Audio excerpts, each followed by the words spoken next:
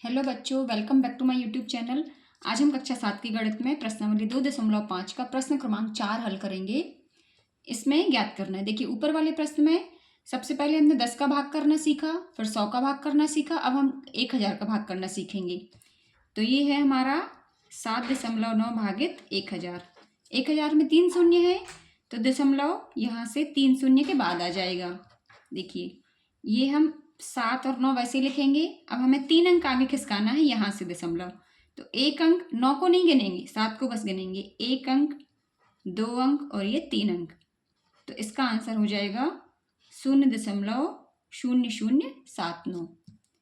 फिर इसका जो सेकंड पार्ट है, इसमें दिया है 26.3 भागित 1000। अब यहाँ पर जो दशमलव है 3 अंक के बाद आएगा, तो ये हम ये लिखेंगे पूरा 263। अब दशमलव यहाँ पर था 26 और 3 के बीच में, तो 3 को नहीं गिनेंगे। 2 और 6 ये हो गए 2 अंक, और एक और अंक चाहिए हमें, तो यहाँ पर लिखती है 0। तो ये हो जाएगा 0.0263। ये जो दशमलव है 3 अंकों के यहाँ पहले आ गया। ये देखिए, इस 3 को नहीं गिनेंगे। यदि हम इस 3 को भी गिने तो ये तो 4 अंक हो रहे हैं, लेकिन 1000 में 3 अंक है और दशमलव के पहले 2 ही अंक थे, इसलिए हमने एक 0 लगा दिया। तो अब कुल मिला के ये 4 अंक हो गए। इस 3 को हमें नहीं गिनना है। 3 अंक में केवल 0, 2 और 6 ही आएंगे। फिर है 38.53 भागित 1000। अब देखिए, हमें यहाँ पर दशमलव लगाना है भाग करके। तो भाग में क्या होता है, दशमलव 2 अंक बाईं ओर खिसक जाता है। ये हमने लिखा 3, 8, 5, 3। अब 2 अंक कौन कौन से गिनेंगे, 8 और 3। 1 अंक, 2 अंक। अब 1 अंक और चाहिए, तो ये हो जाएगा हमारा 0.038। ये जो 3 अंक है, इनके बाद यहाँ दशमलव आ गया। ये 3 ही अंक हमें गिनना है। और लेकिन जो पूरा आंसर है वो हो जाएगा 0.03853।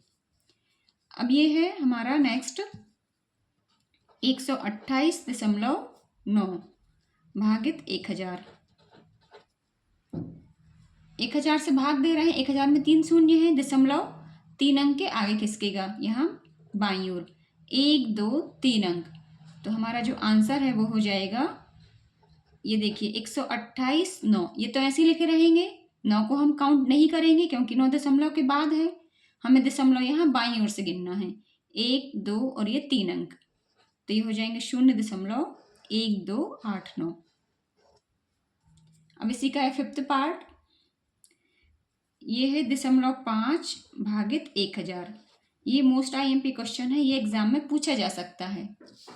अब यहाँ पर देखिए कुछ नहीं है यहाँ पर, तो हम क्या करेंगे, 5 को लिखेंगे सबसे पहले। तो अब हमें दशमलव लगाना है 3 अंकों के बाद, तो 5 को नहीं गिनेंगे हम, 3 शून्य लगा देंगे। 1, 2, 3, ये 3 शून्य लगा दिए। अब यहाँ पर हम लगाएंगे दशमलव। तो दशमलव के बाद 1, 2, 3, ये 3 शून्य है। 1000 में 3 शून्य थे, तो 3 शून्य, और ये 5 को हम नहीं गिनेंगे अंकों में। दशमलव कहाँ खिसक के आ गया, यहाँ से 1, 2, 3 अंक के बाद यहाँ बाईं ओर। तो इस तरह से ये प्रश्न हल हुए। बहुत ही आसान प्रश्न है, बस इनकी आप प्रैक्टिस करते रहिए। यदि आप इनकी प्रैक्टिस करना छोड़ेंगे, भूल जाएंगे और गलत कर देंगे। और ये जो आपके दशमलव के गुणा और भाग हैं, ये आपको आगे तक की क्लासेस में काम आने वाले हैं। तो इनको आप अच्छे से कीजिए। फिर मिलते हैं नेक्स्ट वीडियो में, तब तक के लिए जय हिंद, वंदे मातरम।